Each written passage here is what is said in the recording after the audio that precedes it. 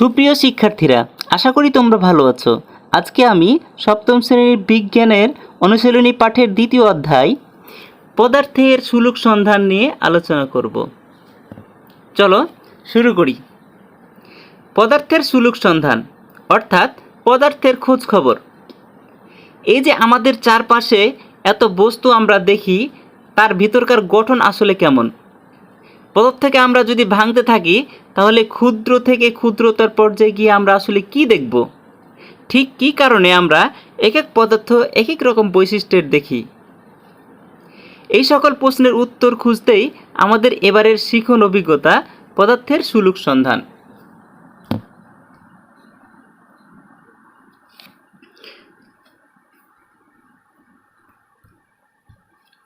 প্রথম সেশন।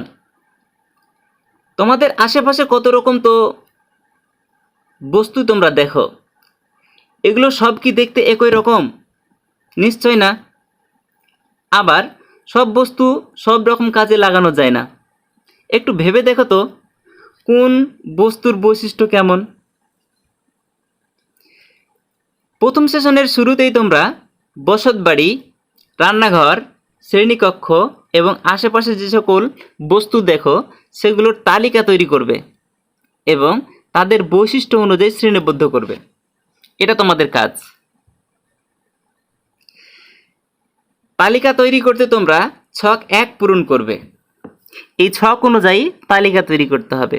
প্রথমে বস্তুর নাম, তারপর বস্তু যে পদার্থ দিয়ে তৈরি তার নাম, বস্তুর বাহ্যিক অবস্থা অর্থাৎ কঠিন, তরল, গ্যাসীয় অবস্থা, বস্তুর বৈশিষ্ট্য কি কি অর্থাৎ ভঙ্গুর কিনা, আঘাতে শব্দ হয় কিনা, চকচক করে কিনা ইত্যাদি। সর্বশেষ যেটা লিখতে হবে, বস্তুটি কি কাজে লাগে। এই ছকটা আমরা চলো তৈরি করে ফেলি।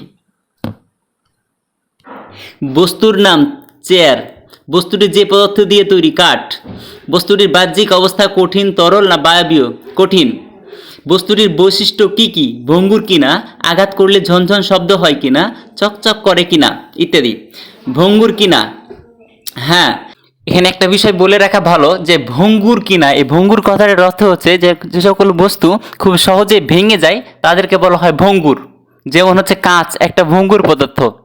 আঘাত করলে ঝনঝন শব্দ হয় কিনা, না। চকচক করে কিনা, না। বস্তুটি কি কাজে লাগে? বাসার জন্য ব্যবহৃত হয়। টুল, কাঠ, কঠিন পদার্থ, ভঙ্গুর কিনা, হ্যাঁ। আঘাত করলে ঝনঝন শব্দ হয় কিনা, না। চকচক করে কিনা, না। বসার জন্য ব্যবহৃত হয়। বেঞ্চ, কাঠ, কঠিন পদার্থ, ভঙ্গুর করে কিনা, হ্যাঁ। আঘাত করলে শব্দ হয় কিনা, না। চকচক করে কিনা, না। বই অথবা বসার জন্য ব্যবহৃত হয়। বোর্ড, প্লাস্টিক, কঠিন পদার্থ, ভঙ্গুর কিনা, হ্যাঁ। আঘাত করলে ঝনঝন শব্দ হয় কিনা, না। চকচক করে কিনা, না। লেখার জন্য ব্যবহৃত হয়। ডাস্টার, প্লাস্টিক, কঠিন পদার্থ, ভঙ্গুর কিনা, হ্যাঁ। আঘাত করলে ঝনঝন শব্দ হয় কিনা, না। চকচক করে কিনা, না। লেখা মোছার জন্য ব্যবহৃত হয়। কলম, প্লাস্টিক, কঠিন পদার্থ, ভঙ্গুর কিনা, হ্যাঁ। আঘাত করলে ঝনঝন শব্দ হয় কিনা, না। চকচক করে কিনা, না। লেখার জন্য ব্যবহৃত হয়।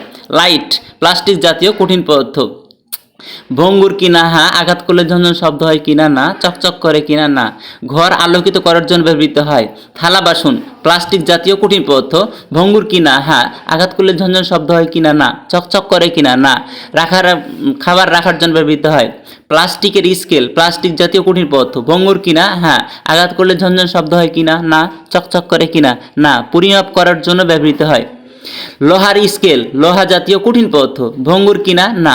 আঘাত করলে শব্দ হয় কিনা, হ্যাঁ। চকচক করে কিনা, হ্যাঁ। পরিমাপ করার জন্য ব্যবহৃত হয়। কড়াই, লোহা জাতীয় কঠিন পদার্থ, ভঙ্গুর কিনা, না। আঘাত করলে ঝনঝন শব্দ হয় কিনা, হ্যাঁ। চকচক করে কিনা, হ্যাঁ। খাবার রাখা বা রান্না করার জন্য ব্যবহৃত হয়। ফ্যান, লোহা জাতীয় কঠিন পদার্থ, ভঙ্গুর কিনা, না। আঘাত করলে ঝনঝন শব্দ হয় কিনা, হ্যাঁ। চকচক করে কিনা, হ্যাঁ। ঘর ঠান্ডা বা শীতল করতে ব্যবহৃত হয়। হাঁড়ি, স্টিল জাতীয় কঠিন পদার্থ, ভঙ্গুর কিনা, না। আঘাত করলে ঝনঝন শব্দ হয় কিনা, হ্যাঁ। চকচক করে কিনা, হ্যাঁ। খাবার রাখা বা রান্না।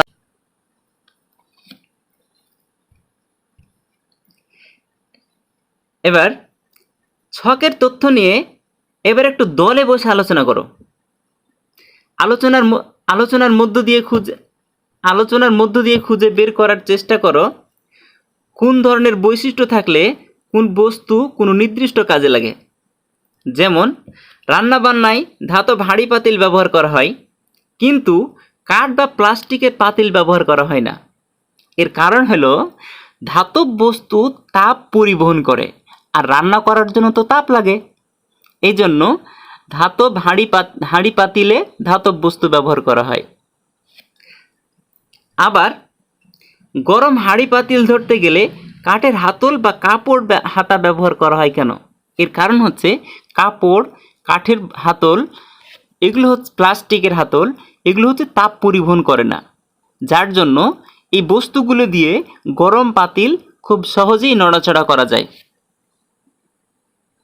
একইভাবে বিদ্যুৎ পরিবহনের জন্য যে তার ব্যবহার করা হয়, তার উপরের স্তর প্লাস্টিকের হলেও ভিতরের তামার তার ব্যবহৃত হয়, সেটা আবার কেন? এটার কারণটা আগেরটার সাথে মিল আছে। তামার তার ধাতব পদার্থ, অর্থাৎ তামার তার বিদ্যুৎ পরিবহন করে, কিন্তু এই বিদ্যুৎ হাত দিয়ে স্পর্শ করা যাবে না। এই জন্য এর উপরে কাঠ বা প্লাস্টিক, কাপড় বা রাবারের কভার পরানো থাকে, যেন আমাদের বিদ্যুৎ শক না করে।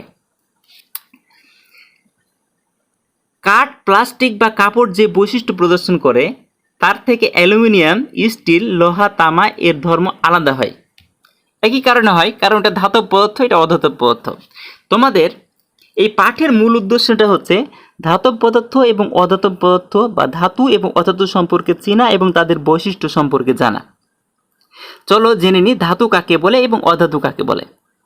ধাতু এবং অধাতু পরস্পরের বিপরীত বৈশিষ্ট্য সম্পন্ন। চলো জেনে নেই। ধাতু যে সকল পদার্থ চকচকে, আঘাত করলে ঝনঝন শব্দ করে এবং তাপ ও বিদ্যুৎ পরিবাহী, সেগুলোকে ধাতু বলে, যেমন স্টিল, লোহা, তামা ইত্যাদি। অধাতু যে সকল পদার্থ অচকচকে, ভঙ্গুর, আঘাত করলে ঝনঝন শব্দ করে না এবং তাপ ও বিদ্যুৎ পরিবাহী নয়, সেগুলোকে অধাতু বলে, যেমন কাঠের বস্তু, প্লাস্টিকের। এবার উপরের ছকের বস্তুগুলোকে আলোচনার মাধ্যমে নিচের শর্ত অনুযায়ী শ্রেণীবদ্ধ করো। প্রথমত বস্তুর নাম লিখতে হবে 1 2 3 4 5 6 করে। তারপরে কি দিয়ে তৈরি। তৃতীয়ত লিখতে হবে ধাতু নাকি অধাতু, তাপ পরিবহন করে কিনা, বিদ্যুৎ পরিবহন করে কিনা। এই কয়েকটা বৈশিষ্ট্যের আলোকে এই ছকটা পূরণ করতে হবে। চলো ছকটা পূরণ করে ফেলি। বস্তুর নাম তামার তার, হাঁড়ি, স্টিল, লোহা, চেয়ার টেবিল, কাপড়, প্লাস্টিকের পদার্থ। উপরের 4টি পদার্থ ধাতুর তৈরি, নিচের 3টি পদার্থ অধাতুর তৈরি। উপরের 4টি পদার্থ ধাতু হওয়ায় তাপ এবং বিদ্যুৎ পরিবহন করে, আর নিচের 3টি অধাতু হওয়ায় তাপ এবং বিদ্যুৎ পরিবহন করে না, অপরিবাহী। তোমরা এই ছকটা দেখে বারবার দেখে লিখে নিবে। এবার একটু চিন্তা করো, দেখো যেসব পদার্থ বিদ্যুৎ এবং তাপ পরিবহন করে তাদের বাহ্যিক বৈশিষ্ট্যগুলো কি। কেন কিছু কিছু পদার্থ দিয়ে তৈরি বস্তু তাপ পরিবহন করে, আবার কিছু বস্তু তাপ পরিবহন করে না। এই প্রশ্নের উত্তর খুঁজতে আগে পদার্থের গঠন ও বিন্যাস সম্পর্কে বিস্তারিত জানা থাকা জরুরি। ক্ষুদ্রতর পর্যায়ে কোনো পদার্থের গঠন কেমন হবে তা জেনে নেওয়া যাক। অর্থাৎ কোন বস্তু যে ভিন্ন ভিন্ন বৈশিষ্ট্য প্রদর্শন করছে, এর মেন কারণ হচ্ছে পদার্থের ভিতরে থাকা অণুপরমাণুর বা গঠনের বা বিন্যাস ভিন্ন ভিন্ন হওয়ার কারণে এমনটা হচ্ছে। তাহলে পদার্থ আলাদা হচ্ছে, কারণ হচ্ছে তার গঠন ভিন্ন। এই জন্য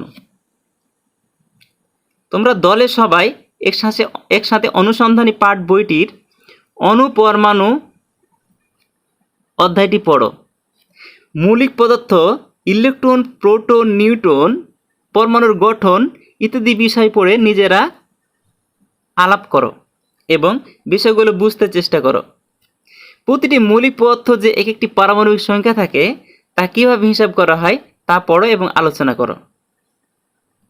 এখানে বলে নেই যে তোমরা যারা অনুসন্ধানী বইয়ের অণুপরমাণু অধ্যায়টা বুঝতে সমস্যা, বা তোমরা যদি চাও যে অণুপরমাণু অধ্যায় থেকে ইলেকট্রন, প্রোটন, নিউট্রন, পরমাণুর গঠন, বস্তুর গঠন, মৌলিক পদার্থ, যৌগিক পদার্থ ইত্যাদি সম্পর্কে বিস্তারিত জানতে চাও, ইলেকট্রন বিন্যাস সম্পর্কে জানতে চাও, তাহলে আমি ওই অধ্যায়গুলোর ভিডিও বানাতে পারি। তোমরা নিচে কমেন্ট করো কারা কারা ভিডিও চাও।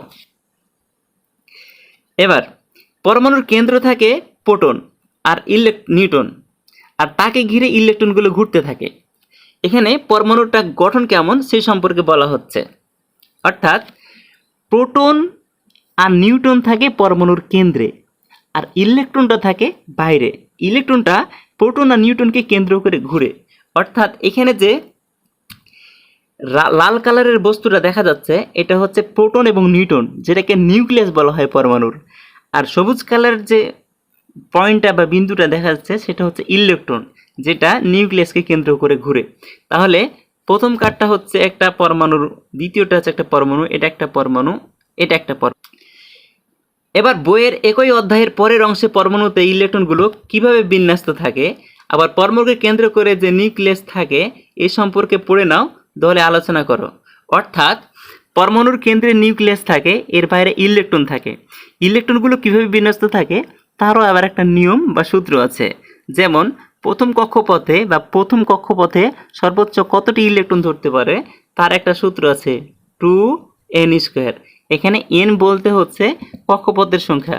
আমি যদি প্রথম কক্ষপথকে বিবেচনা করি তাহলে এখানে দাঁড়াবে 1 × স্কোয়ার, অর্থাৎ এখানে প্রথম কক্ষপথে ইলেকট্রন হবে 2টা। এবার আমি যদি দ্বিতীয় কক্ষপথ বা দ্বিতীয় বৃত্ত বিবেচনা করি তাহলে 2 × 2 এর উপরে স্কোয়ার, অর্থাৎ 2 × 2 = 4, 4 × 2 = 8। তাহলে দ্বিতীয় কক্ষপথে ইলেকট্রন হবে 8টা। ঠিক একইভাবে তৃতীয় কক্ষপথ বিবেচনা করলে 2 × 3